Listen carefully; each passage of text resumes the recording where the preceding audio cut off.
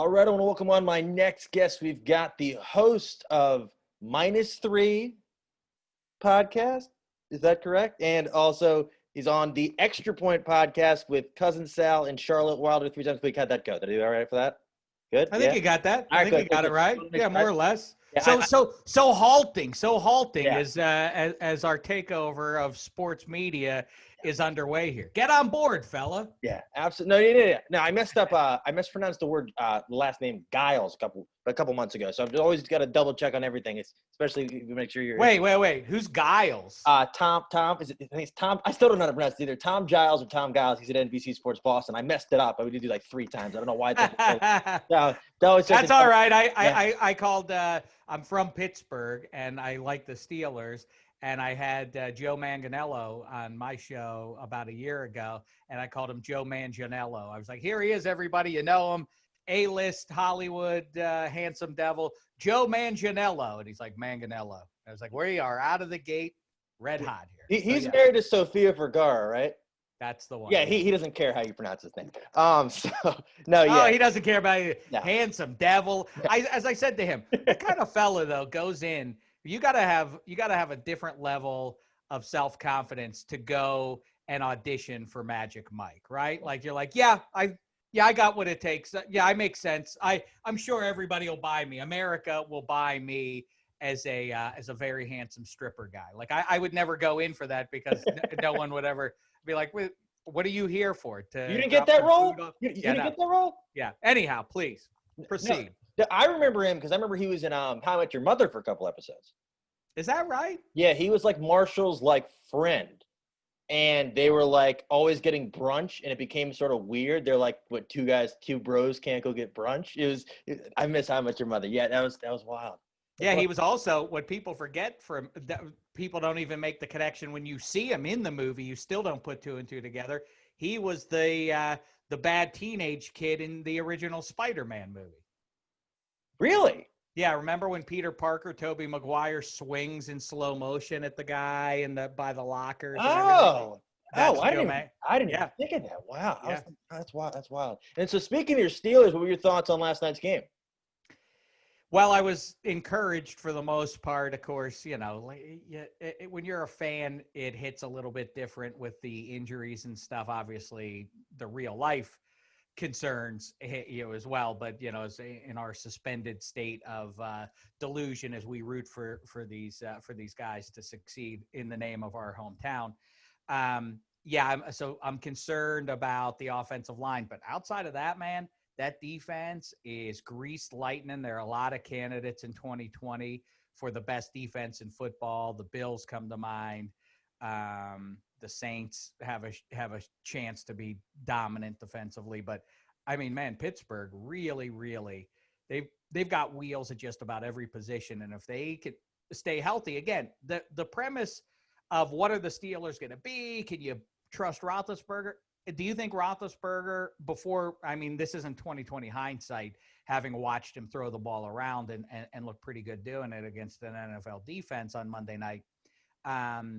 But if he is a diminished version of himself, is he better than Duck Hodges was? Because Duck Hodges and Mason Rudolph almost got them to the playoffs last year. Rather, the defense almost got them to the playoffs last year. You don't think a Hall of Fame quarterback, even if he's a little bit less than what he was over the bulk of the decade and a half, you don't think that's going to be good enough for them to get to double-digit wins? I think you're being overly cynical in my opinion. Double-digit wins I can see, but Baltimore is looking pretty good taking that division. Yep. So, no, but every time Roethlisberger, winces, I'm thinking, is he hurt? But he gets better when he's in pain. I've never seen it with anybody else. It's like he was, pulling at his knee, and I remember they were saying, oh, Mason Rudolph is warming up, and I'm like, God, no. But the offense looked fantastic with Smith-Schuster. Looked like he hasn't taken off a step from 2 years ago. Last year, kind of forgettable. Deontay Johnson was great in the slot. And then Claypool from Notre Dame was fantastic. Yeah, I mean, that's a pretty good first catch to make in pro football. I mean, that was pretty spectacular, in fact. And then James Washington, who is on some level the forgotten man in the receiving corps, still making big plays. He made the big play of the night. I think it would be hard to debate that with that. And don't forget also about over the course of 16 games, I imagine that you're going to see a fair bit of Eric Ebron and Vance McDonald. This is not a revolutionary offense, of course, and with Patrick Mahomes and Lamar Jackson looming in that side of the bracket, it doesn't drop your jaw the way those offenses do. But the Steelers have a lot on offense, and they certainly have the better defense than either of the two teams I just threw out there for you. So I think they're in the conversation, at least, for a team. Let's jump to the end of the novel here, though. You watched on Thursday night the Chiefs. I just don't know who ultimately slows that team down. They're so fast. What do really, you always hear pick your poison. What do you do to stop that offense? There's got to be somebody available. Somebody is going to be singled up, and they're all faster than you. So I don't know ultimately who's going to be able to stop that. But, in the here and now, after the last couple of years that the Steelers have delivered, I'll take a team that's in the higher ranks of the AFC at minimum. Do you think James Conner finishes the year as the starting running back? Not tracking that way. The ankle injury on Monday night revealed that Benny Snell, as a lot of people had been talking about who'd been watching practice for the last month, said Snell was the superior back in camp, and it definitely looked that way on Monday night.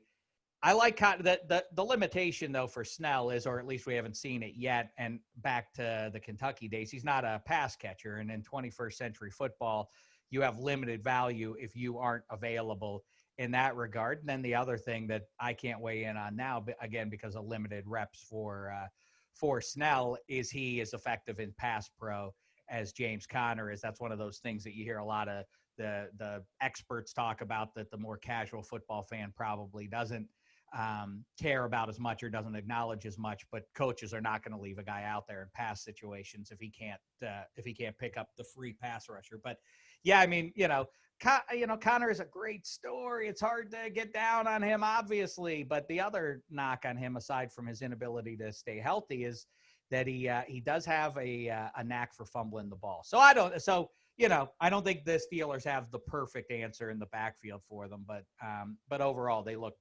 pretty loaded. They don't have a whole lot of question marks going right now. What was your thoughts on the double Monday Night Football? You like that, or you? Oh, I mean, listen, it occurred to me with about 7 minutes to go. And again, I wear it on my sleeve, the team that I root for. And I was pleased. Okay, my team's out of the gate looking well. The quarterback looks fine, and so on. And thus ends a successful first week of NFL football. Wait a second. We have a second game tonight, and I went over the moon again. It couldn't have been a snoozier affair in Denver. But, yeah, I love it. In fact, remember about 3-4 years ago, I don't remember the circumstances, but the Raiders had a home game that got postponed for some. I don't remember what it was. I'm pretty sure it was the Chargers and the Raiders, and they had to postpone it, and it didn't kick off until Sunday night, or maybe it was Monday night or something like that, at 8:00 or even 9:00 West Coast time. I say let's add that. Pick out. The schedule makers can pick out the most bum game of every week and just put it on like a late night game. But we miss out on that. You guys on the East Coast, you stay up late to watch your favorite hockey or basketball team play on the West Coast from time to time. Why don't we all get to stay up late? No one wants to go to school or work on Monday morning anyway. We should just have it bleed deep into the early morning, I say. I don't know if I told you my idea that they could do, not during a pandemic, but I think what they could do if they ever wanted to, is since they're thinking about adding a game to the schedule, I think they should do a 24-hour day of football and have games around the globe. That way you have the good games on in prime time. Washington and the Jags can play in Seoul. I don't know what time they're playing. It would be very interesting. It would add to the NFL fan base 24 hours of football, and there's a bye week ahead of it and behind it. Excuse me, I have to take some notes here, and I'm going to speak with Roger. Yeah. And you get no credit, though. You get no credit. That's the deal. I can give me free red zone. I'll be good. So okay, it's Dameshek's idea, but you know in your heart, you were the Trailblazers. It'd be incredible. Like I don't know where they would do it. I don't know the NFL fan base, but they used to do games in Japan. So like that's a location they can do. So they could do. You know what?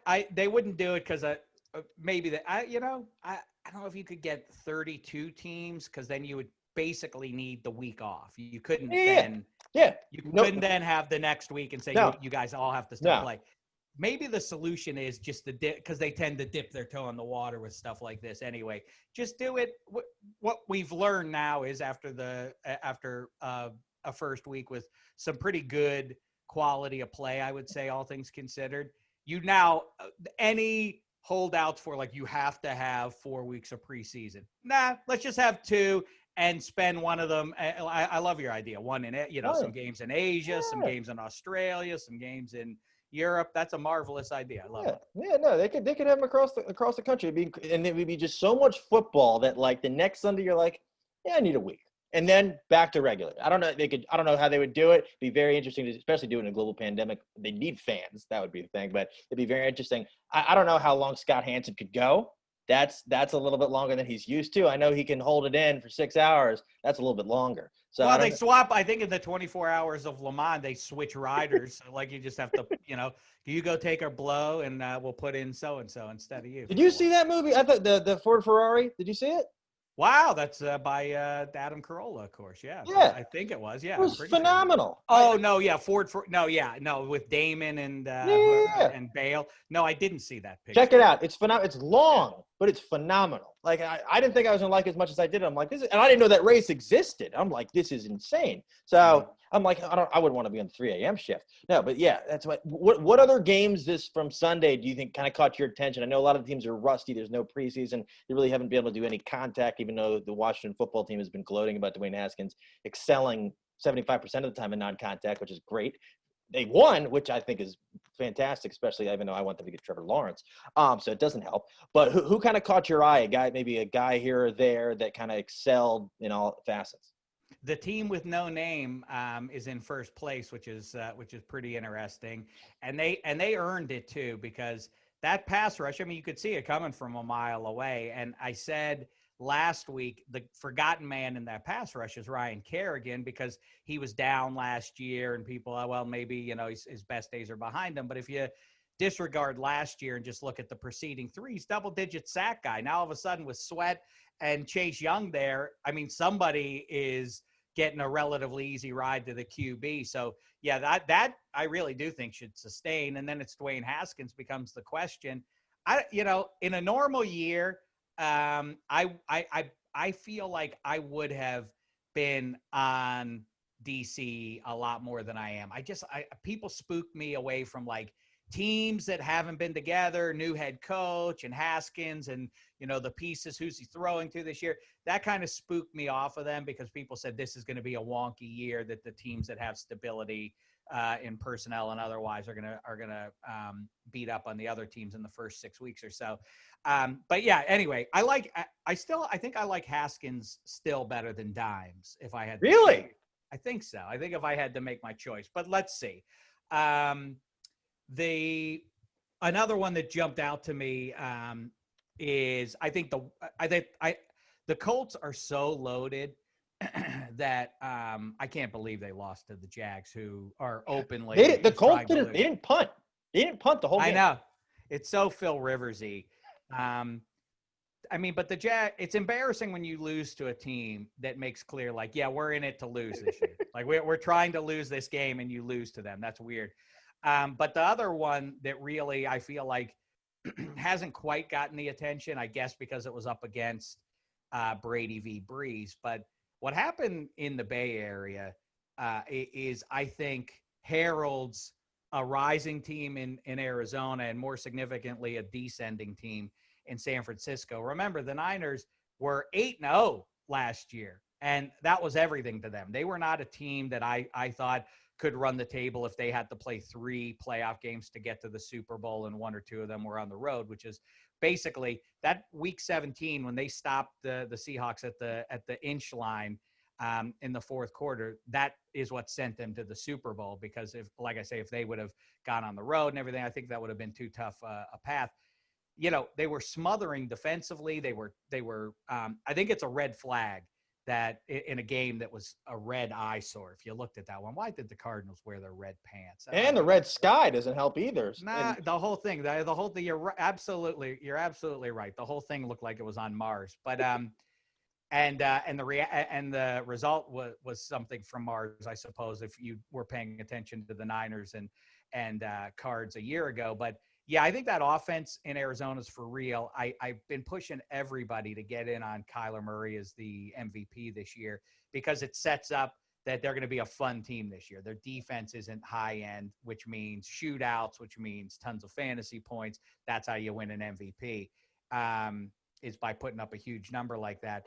And if they go 8-8, 9-7, then I think there would be consideration for him. Meantime, that the Niners couldn't truck that defense with their run game is, like I say, a red flag for them going forward.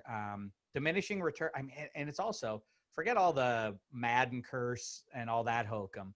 You go to the Super Bowl and lose it, it's pretty much a straight line that very few teams bounce back from that the following year. So might be bad times for Niners fans. And then another bad sign is that the Rams beat the Cowboys, who so many people were picking into the Super Bowl a week ago. I couldn't tell you. Actually, no, I can tell you. I can tell you one defensive back on the Cowboys, and that's Stephon Diggs' brother. And I completely forgot he was on the team until Sunday night. But what do you think? What do you think of Dallas this year? Do you think it's the same case as last year? Like Dak really? I'll give him credit. That was not offensive pass interference on the second last play of the game. That was. No, I think also, though, Jalen Ramsey catches heat for that. That's gamesmanship. I think, being physically talented enough and lucid enough in the moment to feel the hand and know how to react to that, that's pretty clever stuff out of Jalen Ramsey. So I don't knock him for knowing how to work the officials a little bit. But, yeah, obviously wasn't pass interference. But then Rams fans on Monday were all pointing to the clear headshot that Jared Goff took when he got picked off. So, I guess, throw those out of the window. The thing that jumped out there is that Aaron Donald, it's funny, I feel like he pretty much cinched Defensive Player of the Year because that was in prime time. People hadn't watched pro football in so long. They see that and they think, see, look at it. I mean, and he was plumb dominant. That was crazy. Those are grown 300-pound men, and he just pushes them over like they're dominoes. It was crazy. But that division is it's unclear who is the heavyweight of that NFC West, because I think the Seahawks are smoke and mirrors after you get by Russell Wilson, who is the 21st century answer to John Elway. John Elway, forget about him winning the Super Bowls in the late stages of his career. The credit he deserves is for dragging those Broncos teams to Super Bowls where they would get whipped, but they had no business getting to the Super Bowl. Same effect now with Russell Wilson. I know they were good. It's kind of in reverse. It's Elway's career in reverse. Russell Wilson lands in Seattle. They have that great defense, Marshawn Lynch and otherwise, and they go to 2 straight Super Bowls and win one of them. And now Russell Wilson's the last man standing, just about. I know Bobby Wagner, and I'm trying to think of who else. They got Jamal Adams. Yeah, well, no, but they've replaced. So Jamal Adams is there, but I mean, I feel like I don't really know what's to get excited. As you say, Jamal Adams, but what they were predicated on in their Super Bowl years is pretty much gone now. And so it's all Russell Wilson carrying the offense. And based on what we saw on Sunday, talk about results that surprised me, that one did. I thought that the Falcons I thought they were going to kind of jump the league a little bit. Everybody getting distracted by the 2 Hall of Fame quarterbacks in the NFC South. And I thought Matt Ryan might end up being the best of the bunch. I don't know how you slow that pass game down, but I guess the Seahawks did a decent job of making me look dumb in week 1. And then doing that Tampa Saints game, I feel like all we've been talking about all summer, aside from this other stuff going on in DC, is Brady in Tampa. And everybody's like, oh, they're penciled in for the Super Bowl. And I know it was rust. I know there's no preseason, but he didn't look too much better than last year. Man, of course, this there is no historical evidence to lean on with this.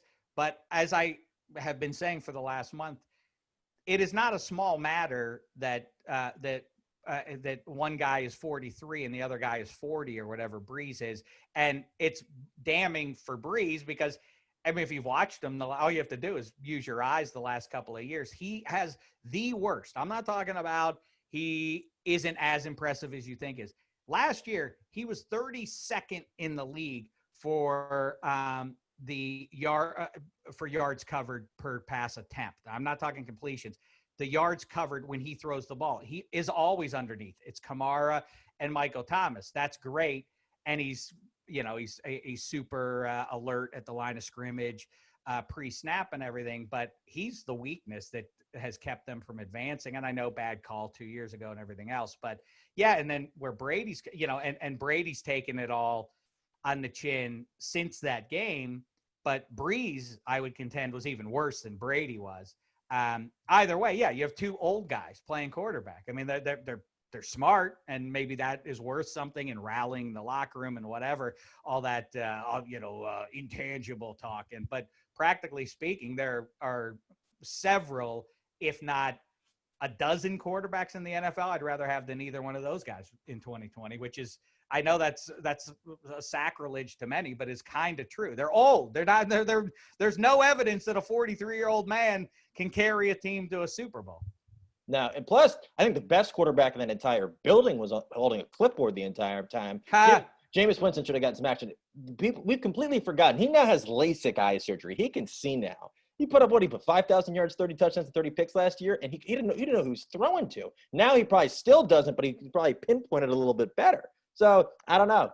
That's a fascinating, people talked about that and made their jokes, but really, no, I'm serious. It's incredible. I about a half decade ago, I started talking about the fact that it's weird that in a world of 7 billion people that we can't find 32 people to play quarterback successfully in the NFL. And here we are now, 5-ish years later, and we're pretty close to QB saturation. Whose team is debilitated by atrocious QB play at this point? Not really very many. I mean, we have pretty viable options all over the NFL now. Is there anybody you point at and be like, I can't believe they have to play that guy? Like Case Keenum was like a starting quarterback a few years ago. That doesn't happen anymore. But yeah, Jameis Winston in the musical chairs game of quarterbacks is going to be interesting. I guess he made a 1-year deal with the devil / Sean Payton, not saying Sean Payton's a devil, to sit behind Breeze, and on the assumption that Breeze will retire and then he'll fill that slot. Contracts have to be made to make it so ultimately. But, who knows what happens with Roethlisberger? Maybe Pittsburgh will look at him. Maybe a year from now, the Colts are looking at him. There will be some moving parts here as quarterbacks move around a little bit. Jameis is an interesting name to float out there, just kind of like Cam was as of 2 months or so ago, and you saw him. No, my favorite thing about Sean Payton, have you ever seen his Pro Football Reference page? No. If you look at it, so the year that he was not in the NFL, I guess he was coaching like his kid's middle school football team or something, and it literally says Saints, so-and-so middle school football team, Saints. It's incredible. No, it's incredible. No, yeah, I personally liked Jameis. I liked his fit with the Steelers when I think they were considering him a little bit before he signed. I don't know how much truth there was to the Steelers looking at him, but certainly, yeah, if they could, the thing that a lot of people, no matter where your fan base is, people say, why don't they go and get Cam Newton? And it's because you have a quarterback under contract. Jameis and definitely Cam weren't looking to. Cam was not looking to sign a backup deal. He wanted a starting slot, so he waited, and everybody found their seats, and there was one chair available, and it happened to be with the winningest team of the 21st century. So he landed in a great spot. Speaking of that team, their old quarterback, Tom Brady, go to his page, Pro Football Reference, and it lists, some guys' nicknames. And I think that, just like Peyton Manning in the late stages of his career, all of a sudden on there was the sheriff. And it's like, who calls you the sheriff? No one. When did that happen? Maybe Giselle. Brady. Well, no, that was Peyton. Oh, the better one. Well, even funnier for my money is I've never heard this, but Tom Brady, one of his nicknames is the Pharaoh. Never heard The Pharaoh. Well, they were in the same sixth grade class, but that's the only thing.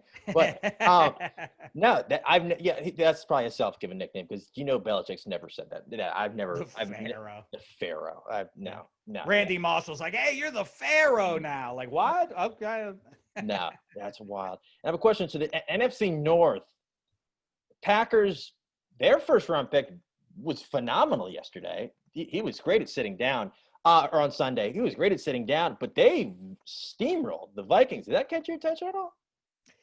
Definitely. That's another one. I mean, there's just so much like on a football Sunday, let alone the circumstances, the first football Sunday in forever and, everything behind it and how's everybody going to look. Yeah, the Packers, they're another maybe kind of slip through the cracks team here after all the melodrama about, as it happens, when you make the amount of money and have the success that the really, really great quarterbacks have in the NFL, it lends itself to having an ego. I don't know if anybody can do the math on that. There's every time people react to like, I don't think Rodgers, he's being a jerk. He doesn't want them draft. Yeah, he doesn't want them to draft his successor. Yeah, Tom Brady doesn't like it. Peyton, Ben Roethlisberger. No, none of these high-end guys are like, "Yay, come in. Remind me of my own mortality and my fading athletic ability." Nobody wants that. It'll be interesting to see what happens with them this year, because it was what was that 2017 when the Chiefs were pretty good, and wait, was that 2017? Yeah, they take Mahomes in 2017. So 2016, they were good, and they went to the playoffs. I remember they had a divisional round game in Arrowhead, and they barely lost to Pittsburgh in that one. And so there was a lot of this team's pretty close with Andy Reid, and then they used that first round pick on Patrick Mahomes. And I remember a lot of people saying, "Man, what did the Chiefs do here? Why were they so desperate to do that? They just wasted the opportunity to add a piece, maybe the finishing touch to this Chiefs team getting over the hump." And now I don't think anybody is bemoaning them having drafted Mahomes. So maybe the Packers have just done exactly that. But it does feel like, man, you could have taken, I don't know who. I'm not sure exactly.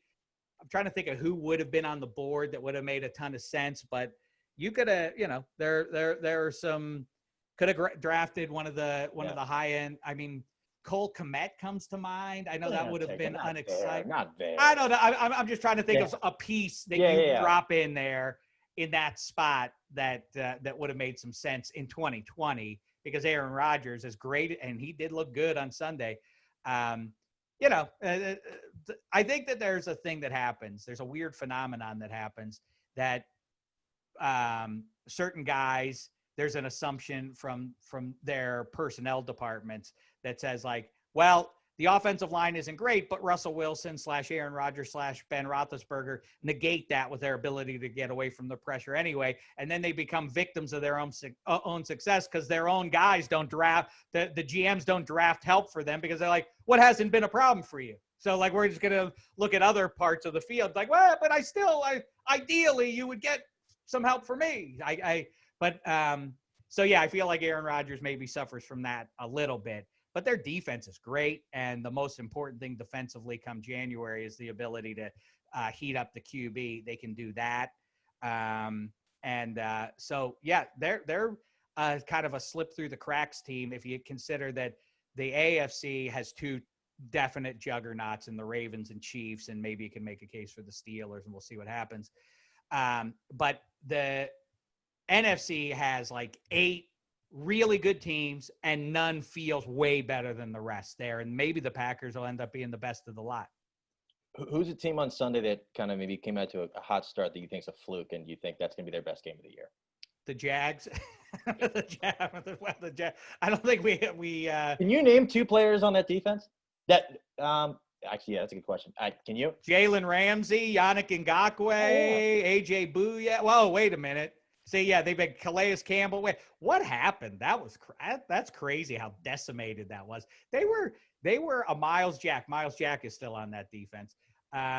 They were a bad call by the officials away from going to the Super Bowl. And if they go to the Super Bowl against Nick Foles and company, I can make a compelling case that they would have beaten that Eagles team. They would have been the world champs with Blake Bortles, or at minimum, gotten to a Super Bowl with Blake Bortles. That they would look completely different. It's amazing how one play can change so much in the trajectory of different teams. Like what would have happened to that Patriots team if they had lost at home to that Jags bunch?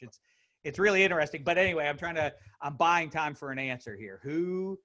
I think the Bears are a mess. I think the Lions are going to kick themselves. I guess the Lions. A lot of people are sleeping on the Lions this year. I like them a lot. I picked them for the playoff spot, but now my confidence is damaged after they blow it to the bum Bears in the fourth quarter. I guess that would be my answer, unless you want to throw one at me, and I'll say, aha, yeah, that's who I was thinking. That's who I'm missing right now. I'm still thinking of a weird world where the Jacksonville Jaguars are the Super Bowl champions, and I can't imagine the Florida man headlines coming off a Super Bowl win, because it's probably something we've never seen before. Now, I don't know. I've lost all faith in Houston. I don't know what the hell they're doing. They were better than I expected against the Jets. I mean, like for a team that got hammered. Yeah. If you assume that David Johnson's going to look like that over the course of the season, then that's a little bit better than what I anticipated. I thought that was just a straight up giveaway of Nuke Hopkins so that they didn't have to pay him and get something in return, a name brand. But I didn't think David Johnson had anything left. He looked good against the Chiefs. I'm kind of with you. The AFC South is a little wonky because the Jags should be lousy. The Colts, though, what a bummer of a opening weekend to have old man Rivers and be like, Jacoby Brissett was our letdown a year ago, and now Marlon Mack's done for the year, but they do have Jonathan Taylor, and that defense should dominate. I don't know how they could get Gardner Minshew, but they did. So Minshew mania, he's amazing. No, the Colts, they haven't. I don't know. I think what said their win totals like 9? I think so. They've been pretty high expectations now, but it's interesting. We'll see. What about Cleveland? Have you given up on Baker Mayfield? I won't say have given up on them, but doing those stupid progressive commercials. I thought we were done with them. I don't think there's anything more vexing to a fan base than when your guy isn't good. Then like, we'll be right back to the Ravens up 17 touchdowns on the Browns. And then it cuts to commercials like, I'm a funny guy, everybody. I'm your quarterback. Like, you SOB. And then the Beckham commercial comes on, and this is not a great week for Odell Beckham commercials. So it's so, I guess there's a thing about, the big egos, and it's crazy. I don't know who you can really point the finger at except for, like the joke of it is that they're the Cleveland Browns and they're Browns and stuff. But I guess, especially in 2020, I guess all the volatility, that's why it's got to make you crazy to be in Cleveland. And you're like 45 minutes north of Canton, Ohio. And you, in the Super Bowl era, have like nobody in there. I mean, you have Jim Brown and Otto Graham, but nobody who Ozzie Newsome. Okay, I mean, and there's Canton right there, and then just on the other side of the state border, there's the team that has 6 Lombardis, largely provided by Ohio native Chuck Noll and Ohio native Ben Roethlisberger. That's got to be frustrating. Got to be frustrating. And 3 coaches in the last half. It's so dumb. The Steelers have had 3 coaches since '69. The Browns have had 3 coaches in the last 3.5 months, or I think. I'm not sure exactly if that's right, but it's about that. Yeah, it's wild. It's wild. And it's kind of like your Caps. What are they doing? We don't have to talk about them, but they got a new coach. I can't pronounce his last name, but people are happy. Peter Laviolette. But why? But what is it? They're good. Something like that. Yeah. What are they constantly? He's got a little he's got a little of that Trump thing going where he tries to comb it over, but if you look closer, there's not a toupee. He's just got that comb over going. A lot of flesh showing through the hair. Interesting. Look for it. I can't even pronounce. I'm not going to be able to pronounce it. I don't have to spell it, but I'm not going to be able to pronounce it. That's wild. That's an interest for fantasy. Any guys you think are going to blow? You ready to blow up? I know we saw last year we had Sammy Watkins in week 1. I think he went for like 45, and then we didn't see anything else. Sunday we saw Nyheim Hines, and I'm not expecting anything close to that again. Is there anybody you're excited to see this year? I guess I would say, based on what we saw Monday night, is go get Benny Snell, because if nothing else, even if he doesn't straight up win the gig over James Conner has an unfortunate streak of not staying healthy the last few years. And so maybe just by default, Benny Snell's going to get a lot of touches going forward here against a good offensive line and a team that obviously the defense is scared of what they're going to do through the air, and that produces a lot of touchdowns, a lot of short touchdown opportunities for whoever gets the ball back there. So I guess I would say him. It depends how deep we want to go here, but I was frustrated that I didn't jump on Noah Fant after he caught the touchdown on Monday night. He basically won me my fantasy league late last year because of his connection with Drew Lock. And I thought, boy, but they've just loaded up on pass catchers and not just wide receivers. They added a couple of tight ends and Jake Butt's back and all this. And I thought, I don't know, there's just too many mouths to feed. I'm going to avoid Fant. But he and Locke clearly have some sort of a rapport. Fant is one of those guys who might catch 1 or 2 passes a game, and it weirdly ends up being a touchdown. He's a red zone guy for you. So maybe jump on a guy like that. That's more of a deep dive name for you. And then, the smart play is always to grab the handcuffs now of the running backs in high octane offenses. And so that would mean Chase Edmonds if Kenyon Barner goes down in Arizona. Kenyon Barner. Where is Kenyon Barner these days? I don't know. I don't think he's in the NFL now, returning kicks anywhere. Yeah. If he goes down though, then Chase Edmonds would benefit. The idea that I'm trying to think of who have we heard now is going to start getting a lot of opportunity here. Wait, Le'Veon Bell's shelved for the next 3-4 weeks. And so people are excited about Frank Gore, but he's on the Jets. So he's 64. Yeah. Also a problem. Also, he's going to go to the Hall of Fame, but not a Hall of Famer to me. I like the high end years rather than just being able to stick around. It's a great virtue to be healthy in pro football for a long stretch, but I don't think that should be your go-to for why you belong in the Hall of Fame. Because I was healthy a lot. That doesn't inspire me as much as Terrell Davis having 3 or 4 golden years like that. So if Frank Gore in 12 years when he retires, so 17 years from now when he's eligible for Canton, he calls you up and says, "Dave, I want you to present me." You'd be like, "No, I don't think you deserve it." No. Listen, I'm vain, and I would definitely take the opportunity to go up there, and then maybe I would sneak in at the back end. And in conclusion, congratulations, Frank. Ricky Waters deserves the gold jacket more than you do, but still, come on up. And that would be the end. Sean Alexander should have been here. I don't know where he is. Right. Exactly. That's really all the questions I really had for you. Really appreciate you taking the time. And then how can people find you on social media and find your new podcast? At Dameshek is how you track me down. Anywhere you find your favorite podcasts, you will find Extra Points thrice weekly. -3 with Jeff Schwartz, the former Carolina Panthers and New York Giants and Oregon Ducks offensive lineman, a swell fella to kibitz with.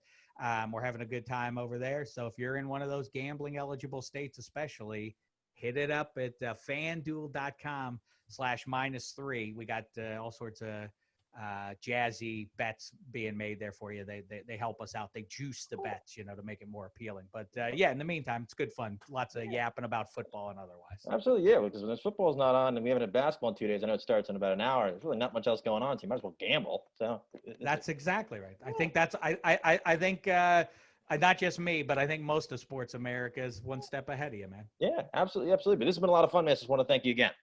Sure thing. Anytime, man.